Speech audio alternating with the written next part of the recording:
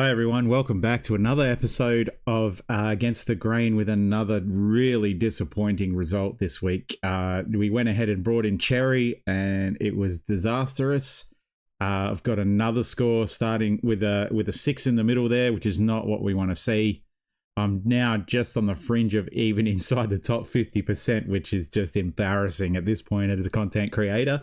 I feel like my trade-ins and my team overall is okay. However, I just am not getting those critical scores that I need from certain players, and the timing is just off, and I'm just bleeding points to other better selections, obviously.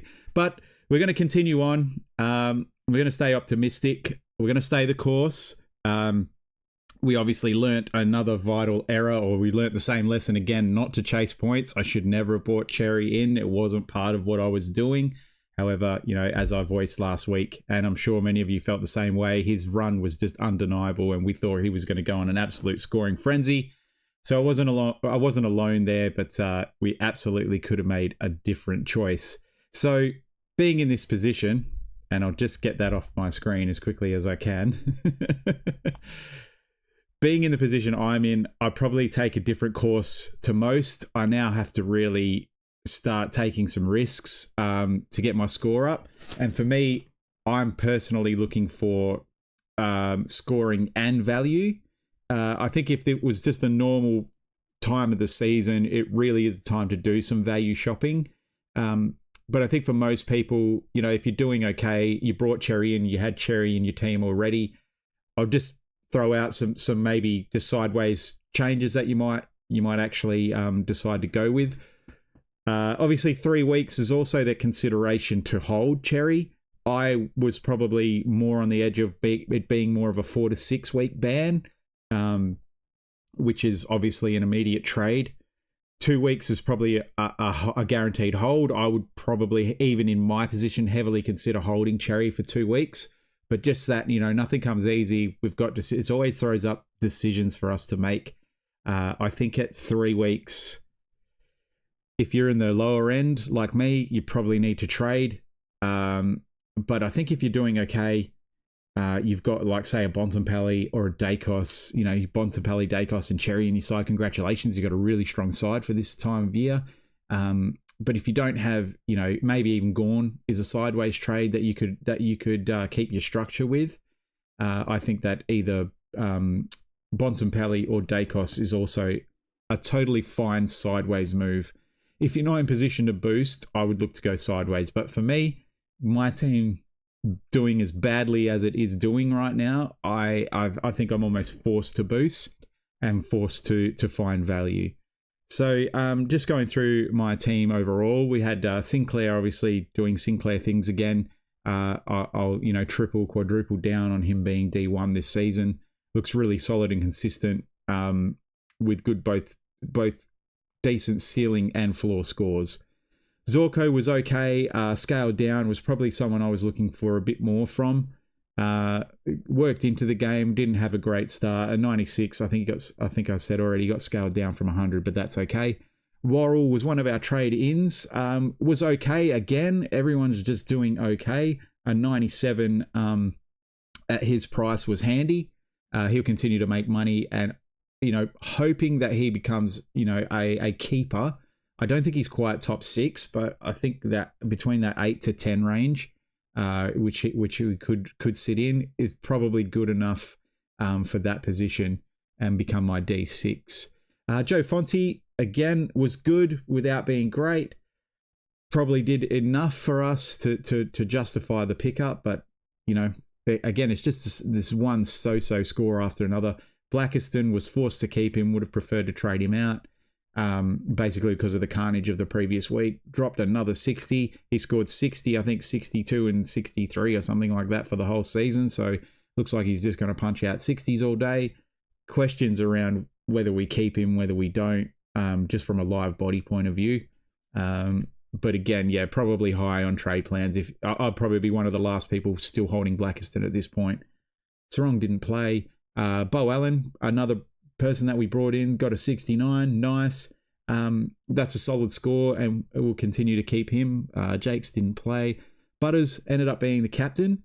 So one, I think, thing that I got right that I learned from the week before was to actually captain the guy that you think you're going to land on as captain. Always put the VC on that person and don't put the VC before them. I think that's a good strategy for the season, because I know a lot of people that bought in Cherry, and if you bought in Cherry in Houston this week and you got the captaincy on Cherry, I think that kept a lot of scores down across the board. But that's why I'm not prepared to do that anymore. I pick my captain and make them the VC with a backup plan, rather than trying to get lucky on the way into the VC. Zach Ostelski didn't play, got dropped. However, a bit of carnage at Brisbane, mostly with Gardner going down with an AC shoulder. He'll miss multiple weeks, which could put Zach Ostelski back in the picture. Ty Gallup was also someone else that Brisbane had in the back line, and he did okay, but whether they persist with that, with the forced change they have to make now, Gallup either goes out of the side or moves back to the forward line, in which case we were hoping that Zach Ostelski gets back in at least for another 2-week stint. Tim English set to come back this week, didn't play on the bye. Sheasel, again, as we dubbed him, the Cecil, definitely a captaincy option, someone we keep ignoring week to week in the VC and C stakes, but pumped out a 145 and was fantastic. Riley Thilthorpe, another frustrating own for me, another unique pick of mine that kind of went unders. I've skipped around there, haven't I? He went unders and is really on the block. He's got one more week to kind of produce a score for me. You know, if it's not in the 90s and looking the goods, I think I might have to move on from Thilthorpe. Riccardi, again, another subpar score, just a 70. Moving into his bye now, depending on selections, if I still need that ruck insurance cover, I might have to move him on. If I don't move him on this week, it doesn't make sense to trade him next week, mainly because I'm getting a 0 anyway. So if I'm going to move him, I should move him this week. Butterick set to come back. Gallup, 26, played full back. Didn't see a lot of the ball, just played a lockdown role. Took a couple of marks and a couple of kicks, but really nothing there from a scoring point of view. Doveston, again, disappointing. Just keeps kind of a really slow burn, almost to the point where if I didn't have other issues, I would be looking to move him on to a rookie that is doing a little bit better than him. Philippou came good, I guess, to some degree with a 69. Not electric, but again, another subpar score for my team. Devon Robinson, we all know now, is suspended, so only got the 1 week for a dangerous tackle on Butters. So yeah, he's a hold for a week, but obviously won't be a scorer for us this week. McAndrew, 68. I thought probably showed more on field than a 68. I noticed a couple of tackles that weren't credited to him that he laid, and I thought 68 was a pretty rough score considering how well he did against his opponent. But anyway, that's life. 68 is where he is, and again, it's fine. None of these, and that's what I mean. These are not diabolically bad scores, but when you put them all in your same team together, it does drum up a pretty ordinary score. So anyway, back to the midfield, which I think I skipped after Butters.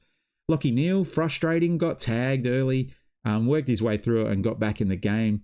Frustrating thing is that, you know, you watch teams put work into a Lachie Neale or someone like that, but then a Nick Dacos is just let loose. There's with seemingly no defensive work put into him, and he punches out a 150, which is great for owners. But from a football point of view, I just don't understand why teams are just more than ready to just let Dacos beat them and losing to what they know. Anyway, so Sam Walsh, 102. Again, people are disappointed in this score. For me, it was one of my better scores. I'm not sure what people were expecting out of Sam Walsh, to possibly be a top 8 mid. I don't think that was realistic. I think for the price, his scores are okay. And we'll continue to hold. Obviously, we've probably got bigger issues than Walsh this week. Tanner Bruin copped a head knock and I think broken nose. Got back on the field and it didn't seem to bother him too much. However, yeah, just watch this space on Bruin. Not sure if he's a trade out target as well, but we'll talk about trades later. obviously wasn't his fault or a football issue. He just got a bad head knock and basically smushed his face. He smushed his nose all over his face. But yeah, we'll talk about that later. Cook got an 80, was highly traded in. A lot of people will be really happy with this 80 from Cook. Looks okay. Again, I've got my doubts whether he's fieldable or not, but his DPP swings certainly makes him more valuable than his output. Not that I'm complaining about his output, but yeah, I just not sure about Cook. Jagger Smith, obviously an 88, looks like a floor score for him. Was dominant early, but more than acceptable again. But another subpar score in my team. Blamires, 85, continues to do what he needs to do. Looks fieldable above some of these other rookies, and we're happy to hold him for a few more weeks yet. Probably well into the buys. Watkins was on track for a huge score early. We got the confirmation of the role that we wanted to see. Again, probably not, on the edge of that fieldable, maybe loopable kind of situation. But we'll see what happens with Port Adelaide's selection. And then Noah Anderson, of course, on the bye. Grilge was better. I really do think that the Vlosten return has hurt his scoring potential. And I'll probably see 68 as probably more of a ceiling score for him now. Whereas earlier in the season, he looked like he could, dole out those 80 and 90s on a semi-regular basis. And Carroll, again, worked into it late, lockdown role. A lot of people are jumping ship on Carroll. I'll keep him, again, as long as he gets selected, he'll be kept, and he just won't be anywhere near our team. Okay, so what do we do now, basically? Like I said, I'll be boosting again out of necessity. I'm kind of happy with my rookie outlook. And even though things are really bleak, I was waiting for the injury list to come out for this week. I think some more good luck has kind of broken our way in that Milan Murdoch and Todd Marshall, both with huge break evens, won't be coming back in. So I'll be looking to bring those guys back in, and hopefully it staggers in a week and I can kind of stop this just boosting and use them as downgrade targets later on in the season. If you've got both of them in your team, it's probably looking more like Marshall more likely to come back before Murdoch. You're probably looking at a 2 to 4 week wait for both of them to be back in the side. So you're probably holding them, to be honest. You're probably only going to only hold them for 2 weeks into the best scoring 22 rounds, and I think that's acceptable. But if you did want to move on, there's plenty of other rookie options, and I'm not really going to get too far into the rookie selections. A couple of rookies made my targets. But yeah, so we'll just talk about them all together. But I'm not going to talk about rookies. I'm not going to talk about premiums. At this point in time, we're just looking at value picks. And how I make my trades this week is going to be heavily dependent on team lineups. Should Zach Ostelski get his place again? I can't afford to hold Cherry. I wish I could. Some of the other things, is Gallup going to hold his side? Is Doveston going to hold his position in the side? Tanner Bruin, considering moving on from him just for an unfortunate circumstance. But looking at the team and thinking about trade-in targets for your side, and I think Supercoach at this point in general, this week, the week just gone, was a very critical week as far as scores in the cycle. So week 3 is the first scoring round that actually stays in a player's price cycle for 3 weeks. So if someone underperformed this week, you could be justified with moving them on. And if I look at it, like Tanner Bruin is a perfect example of this. Is it a bad pick? No. Can you hold him? Absolutely. But is it a good strategical move to get rid of him now with that 47 in his system for 3 weeks? That's kind of how I look at it. It's not a fixing rookies at this point of view, at this point of time. Sorry, it's more about really finding value, and value is going to be driven mostly behind what a player was able to score this week. So that has brought certain players that I wasn't looking at before this round really strongly into consideration for me. And like I said, if my team was doing a little bit better, I am at the value shopping point of view. I shouldn't be at the boosting point of view. So hopefully for your team, you're doing a lot better than me, and most of you are.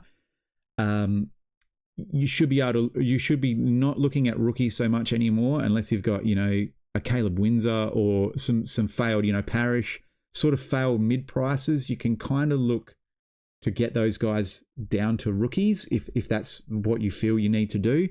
But I think we should now be looking at value scoring heading into the next week, where we get the round 20 best 22 players on field. Just from my point of view as well, I have been running my alternate side, or my girlfriend's alternate side, I should say. I'm not running the team. It's hers. But I did say I was going to run an alternate strategy. I'm going to reveal how that's done over this early buy strategy next week. So it might be a double video next week. Keep in mind, so that team was based around not taking any player in the early buy structure. I have now traded, obviously been making moves with that team as well, and I've traded certain players in that have coming off the buy, but the initial team had no early buy, save one, which was Petraka was the only player that I allowed myself to take in the early buy structure, but obviously that went sideways on us. So you can thank me for cursing Petraka, cursing Cherry, cursing Butters, cursing Goulden. I've had them all this year. Haven't dodged any bullets. The only bullets that I've dodged are on the rookie front. So that's why I'm still a little bit more optimistic. I don't have Marshall and Milan Murdoch in my side, where so many other coaches have. So I've been able to look at other budget options. Okay, so enough waffling. Let's get rid of this. And these, so all I'm going to do is just bring up my top 10 targets for this week. Now we're moving more to the mid-range, medium price targets, and a little bit of rookies, but no one over sort of 500k. That's what we're looking at now. I think that's our ideal price range for the types of players that we should be looking in, having a really good look at structures and how guys are playing, and also start thinking about later buy structures and seeing if we can just find some guys that are on the keeper side and also on the cheaper side. I think that's a good idea to what you should be doing right now with your side. And I also have one notable option that didn't make my top 10, but I don't mind the Ned Reeves to Cherry downgrade just over the next few weeks. There's some concern over Reeves from a time on ground perspective, but I think he's an emerging player, and he's actually moving into the number one ruck spot at Hawthorn. And I think I'm expecting his time on ground to improve, and his price per minute is just off the chart. He would only need to get to sort of 65-70% game time on ground to really punch out some quite fieldable scores. So yeah, just a little note on that one. If I was in a better position, I would be going Ned Reeves to Cherry. I would be heavily considering that. Okay, so our targets. Number 10. So I've played around with the format here, and hopefully I can do this properly. But at number 10 is Jack Lukosius. Now, Lukosius pumped out a massive score last week, and he is in that price range to consider. For me, he's number 10. He's heavily brought in, by the way. A lot of coaches are really looking at Lukosius. If I can just bring up his... No, I cannot, because I cannot spell. There it is. Okay, so he's got a break even of -62. Now that rivals a lot of rookies. The reason I wouldn't go with Lukosius is I don't really believe in his scoring ability to the medium to long term. He's always shown glimpses of really being able to cut a game up with his ball use, pushing forward, that kind of stuff. But just for me, just 10th, but I know he's in heavy consideration for a lot of people. Okay. And next up at number 9, Zach Bailey. Now, Zach Bailey was on my radar to start the year. I thought, the DBP and the lack of forward options, I think, really brings him into consideration this week. His break even after a nice score, and I think he does have medium to long-term scoring capacity. His break even at 89, is there value there? I'm not sure. Probably breaks through that if you believe in it. He's in a good team. But Zach Bailey at 9, not a bad shout, but again, 9th in my consideration. Okay. At number 8, now this guy was a shout in my comment section last week, Harvey Thomas, and was an absolute great shout for an against the grain option. His score, obviously, at 117. Obviously, he's on the bye this week, so just one to keep in your back pocket for a possible downgrade next week, and we'll probably move up the standings. But Harvey Thomas was a genius shout out, and has obviously gone up 43k this week on the back of that. Was averaging 90 heading in to that to last week, and yeah, just wanted to actually shine some more attention on the Harvey Thomas shout from the comment section, more so than trying to claim it as my own pick. But a great shout. At number 7, Colby McKercher. Now, this is an interesting one. A lot of people are red hot on Colby McKercher. Now, for me, it looks like the ideal pick. The reason I'm shying away from this is that we've had multiple instances this season where guys at this price range, these picks are just not working out, like at least in the short term. And they're the reasons that I've avoided them. So if we look at Houston and Malera, these are guys priced around this range that people have jumped on after a big week, after a big score. Colby McKercher is a little bit more convincing to me, and I'm really tempted, and I think the Colby McKercher pick will work. But just for me, his magnet seems to be thrown around the most. Like, whilst Supercoach coaches love that he goes into the halfback role, and sweeps up those possessions, and he got 30 plus this week. I'm not sure if it's North Melbourne's plans to always have him in that role, or to use him as that kind of utility where, and there's a lot of injuries concerns in North Melbourne, and also, the cherry out is also a consideration. Maybe that helps defenders. Actually, they probably won't be winning as much of their own footy. Not that they win a lot of it anyway, but yeah, just for me, Colby McKercher, good shout, a popular pick this week. Not one that I hate, but not one that I'm going with personally. Okay, next one. Shai Bolton at 476,800 has moved heavily into a midfield role at Fremantle and has looked really good. Handled the wet conditions really well and was probably best on ground for mine. And, in a season where forward options have not been really forthcoming, I actually don't mind Shai Bolton as a selection.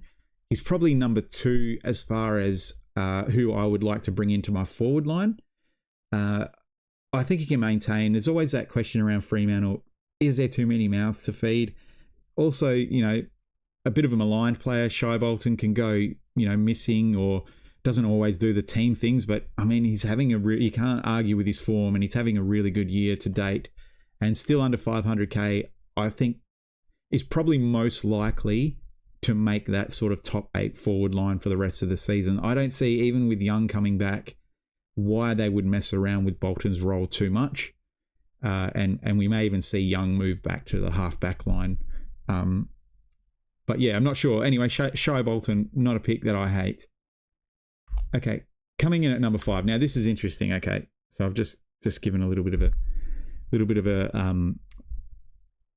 a clue there as to who it is. Now, I said don't take top price rookies at the start of the season, and I'll still stand by that, because I think that your rookies are the ones that yes, you want them to score well, but you're also looking to make the most amount of cash possible. So I'm not admitting defeat on that side of things, because I think that was solid advice. But there's 2 things to consider now with this selection, and I'll just bring it up all the way now. It's Willem Dersma, okay? I now consider Willem Dersma no longer as a rookie selection, but as a mid-price target. And I wouldn't hate the option to downgrade Tanner Bruin to Willem Dersma. And not only that, but the reason he's come in so far into contention is that he's just punched out his best score of the season on round 3. So this 104 is going to stay in his cycle for the next 2 rounds after this one. Already come in, what does that say? $66,500, which is massive. So people might be saying, hey, that it's too late. I don't think it's too late on Willem Dersma. I think he's a driving force as to why the Eagles have improved. I mean, he's not doing it single-handed, but he's definitely an asset at that club, a scorer, a confidence player, and looks to be getting better every week. So I absolutely do not hate the Willem Dersma pick up at this point of the season with that 104 in his system. He's most likely going to be coming into my team. Again, my trades are going to be more centered around selections. Zach Kostelski, and people like that. Do other rookies hold their spot? But at the moment, Willem Dersma is into my side, reading as a mid-price sideways trade. If you have a Parish, Bruin to a lesser extent, Blackiston with DBP, Caleb Windsor with DBP, any of these kind of guys, I don't hate. In fact, I encourage a sideways move to now Willem Dersma and enjoy the scoring punch and the money making as well. So that's what I'm looking for now. I'm not only looking for score, but I'm also looking for value, and he ticks all of those boxes for my team right now. And has probably seen me kind of I mentioned Ned Reeves before. There's 2 others, and I'm not sure if they're on the list. We'll get to them later. But Callum Mills was heavily into consideration in my team. But just with another pick that I've gone, that I'm going to be going, that is in my list. The defensive line is probably the line I need the least amount of help with right now. And also, Callum Mills, has a higher break even than some of these other picks now. I'd still believe in that pick. If you're looking for, a fairly unique semi-budget option for your backline, I would say Callum Mills is a great shout. Right there with Tom Stewart. Tom Stewart they're probably 1A and 1B there for me at that price range. But anyway, not looking at Callum Mills this week. Okay, at number 4. Now, was a perfect segue. This is the player that I'm looking to bring in, Luke Parker. I think he's solidified his role there. It looks like a score chase, but it really isn't. This is more due to role. And I think that Luke Parker has that really good role down at North Melbourne. Was in the halfback line before McKercher, has performed well there. I really rate Luke Parker as a footballer brain. He was able to go and move forward in his time at Sydney as an undersized player and really read the play and get on the end of a few goals late in matches when Sydney really needed it. And now he's applying that trade to his role in the back line at North Melbourne. He's reading the play. He's getting in position to not only read the ball, but to lay good tackles. And he's a step ahead. So, and getting lots of kick-outs and that as well. I really rate Luke Parker. And even though he's a midfielder, I'm fully expecting, as we all are, that he will get DPP and he will be able to move into my back line as that top 6 defender role. And I think at $513,000 to pay for a top 6 defender at that price, it is a risk, but that's the kind of risk that I have to take now. So Luke Parker into my side, and I think a good shout. I like him better than McKercher. If it wasn't Parker, it would probably be McKercher at that position. Okay, next up, as I said, there are some rookies in here. Now, this is probably a little bit high on the list. This is more for people that are looking for, maybe a sideways trade of some rookies that haven't come up or are on their buys or whatever. I think Jake Rogers is a good shout. Very unique player. We all got enamored with Leo Lombard this year, but Jake Rogers was actually the correct pick. Yes, we don't like small forwards, but the eye test for Rogers, really hard worker, good defensive aspects, which raises up his ceiling scores. On the bubble, with a big break even.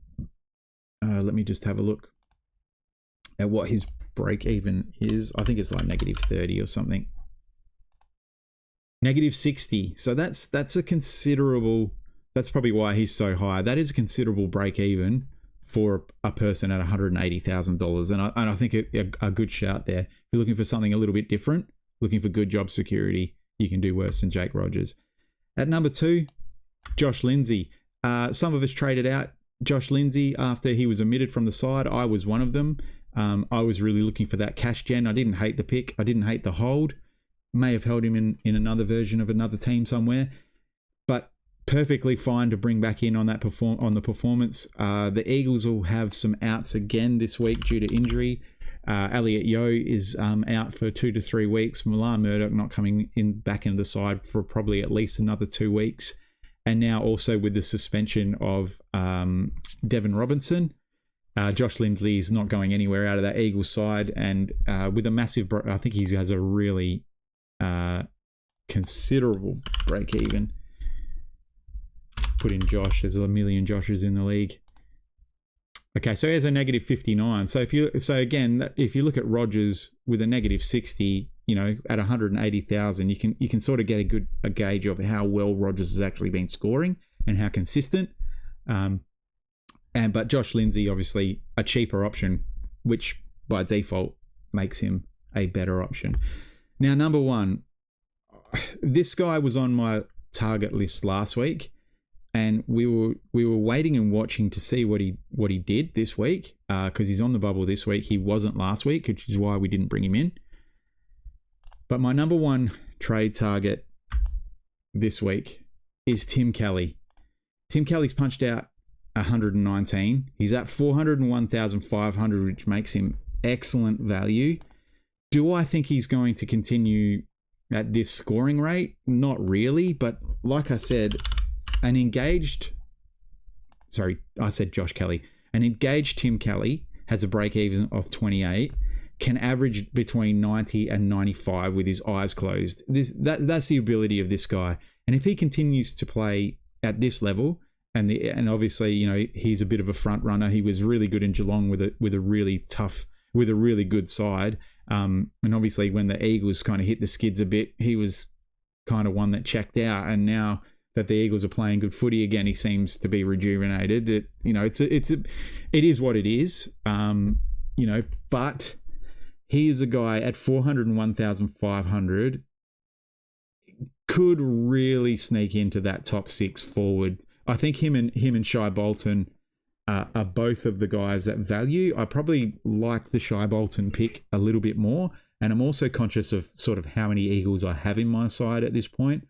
Devin Robinson could be a keeper. We'll probably have Willem Dersma if we do elect to bring him in for an extended period of time. Tim Kelly in the forward line as a keeper. Do we have Josh Lindsay? I've also got Bo Allen in there, probably looking to bring in Milan Murdoch. Like, that's a lot of your team on one side, and they're having a purple patch right now. Do I really think the Eagles have turned a massive corner? They've definitely improved. There's no doubt about that, but are they a top 8 team? I don't think so. Just riding a bit of a wave of momentum at the moment. But happy to bring Tim Kelly into my side. So, okay, moving on from there. What are our trades? What does it look like? Okay, so looking at my trades this week. So as I explained earlier in the situation, was that you really have to be looking at players that have underperformed this week specifically. So for that reason, obviously, and also because of my poor scoring, I have to trade out Tristan Cherry. Like, I have no other option but to do that. I'm also looking at finally getting rid of Blackiston out of the team. And then next, I'm tossing up between Riccardi, Gallup, and Doveston. Now, this is going to come down to obviously team selections. If either Doveston or Gallup gets dropped, they go out. If they both retain their positions, it doesn't make sense to look away from that potential scoring. I know it's unlikely that either of them is going to have a spike score, but Riccardi is not going to score this week. I can trade Riccardi out next week, but I might as well do it this week if both of those lower rookies are playing. So we'll just move forward with getting rid of Gallup. I think Gallup would be the guy that I would want for him to lose his spot just from a break-even point of view. And look, if I'm holding Riccardi, I'm holding Riccardi for an extended period of time. I don't love the Riccardi pick anymore, and I was looking forward to getting rid of him should the Cherry pick had worked out the way, even if it had done 80% of what it required to do, I probably would be moving on from Riccardi this week. But I still with that McAndrew, Zach Ostelski, kind of ruck mix. I still want some insurance there in my ruck position. So that's the reason I'm looking at holding Riccardi. But eventually when we go to that next premium, we want to get rid of that guy. And also not my worst performer. Look, he didn't have a great game last week, and the week before he was subpar due to conditions. But anyway, just for mine, not my biggest problem. Okay, so who are we bringing in? In 2 mids and a forward. So first mid I'm bringing in is Luke Parker.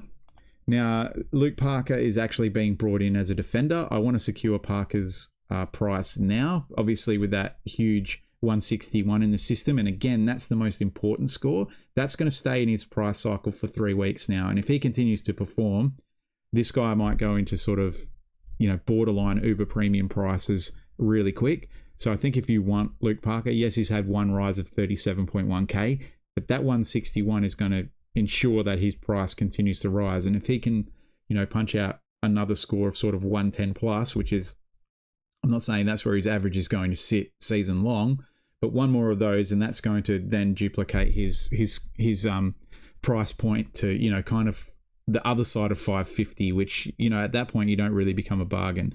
Another reason I'm going to these sort of mid-price kind of guys is that my sideways trades out for Cherry would involve either Lockie Ash or Finn Callahan. Both are on the bye this week, so that's kind of unfortunate position for me to be in as well. So that means I have to look elsewhere. Another one, of course, to bring in, and I think will be heavily brought in this week, is Max Holmes. And if you're a higher end coach, you wouldn't be watching my channel for a start. But if your team's going quite well, that has been a big move this week, and one that I fully endorse as well. Because most of those teams have either Bont, Dacos, or both. So then Max Holmes and maybe even Bailey Smith might be a consideration. So anyway, Luke Parker in as our first midfielder. Can't spell. So Willem Dersma comes in. Now, the consideration here for me is I'm kind of loading up my midfield a bit too much this week. Because I'm going to retain Tanner Bruin. Down the line I might actually choose to hold on to Lockie Blackiston for another week, which I really don't want to do, and move Bruin on just because of that subpar score, just from a strategic point of view. But I think, obviously scoring is a big issue with my team, so I don't want to rob myself of too much scoring ability. But if you have Tanner Bruin, I totally endorse a move.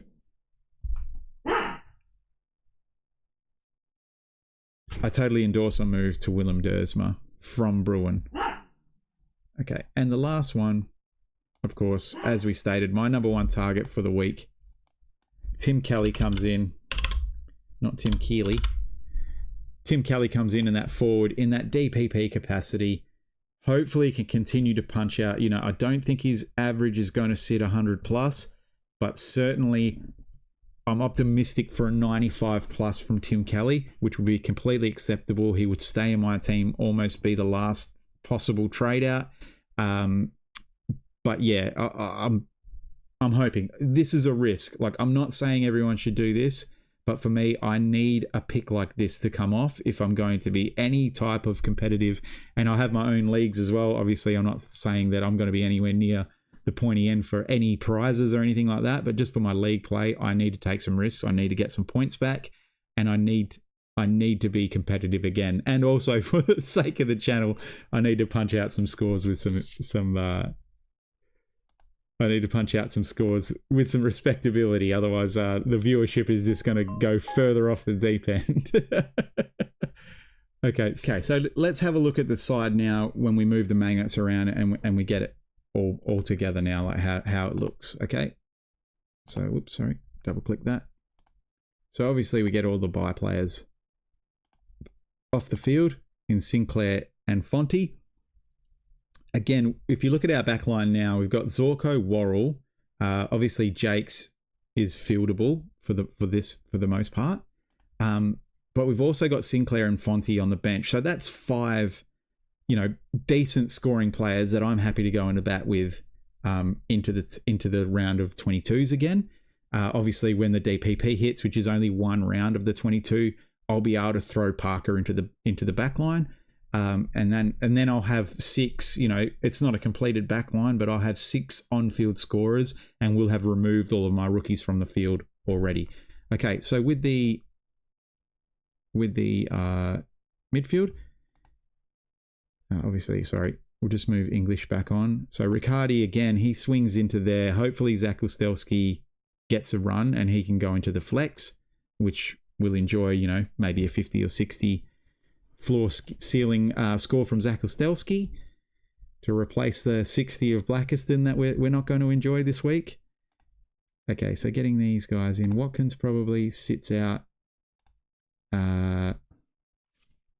See, this is what I mean by too many midfielders now. Maybe there's a way I can swing it so... No, grilled your head of Zach Ustelski, right? Maybe that... Anyway, playing around with it too much. But let's just, for argument's sake, get Blamires off the field. We can also have a look at the Blamires emergency with Carroll. Should he dish up a good score, we might choose to take Tanner Bruin, who's got the Easter Monday game, off the field. So happy with that. Midfield, bit of scoring punch there. May consider the same move with sending Grilge and Zach Ustelski into flex, and then having a look at, obviously, Zach Ustelski with the emergency. And then if he scores well, scores somewhere in the 60s or, the 70s, we'll probably move Grilge into the midfield and Blamires goes there. So that's why I said my trades are going to heavily rely on sort of team selections. And should Zach Ustelski get up, that really does help me with the magnets, and then retaining Riccardi here and not having, using that to sort of move around a bit with a bit more freedom. But anyway, Butterick comes back in. He's another guy that might get DPP. And he's kind of just lying in the weeds. And the last one, of course, Tim Kelly comes on the side, and we know that Devon Robinson isn't playing this week due to suspension. And then there we have it. We have a full fielded side of 23 with a couple of emergency loops that we can play with. And that's giving me a projected score of 1827. And if I touch anywhere near that, I'll be pretty happy. But anyway, guys, let me know how you did this week. Let me know what you think about my trades, what I should be doing with my team. I need all the advice I can get. Keep it coming. But anyway, as always, I've been the 8-Bit Reptile. You've been amazing. I'll see you next time.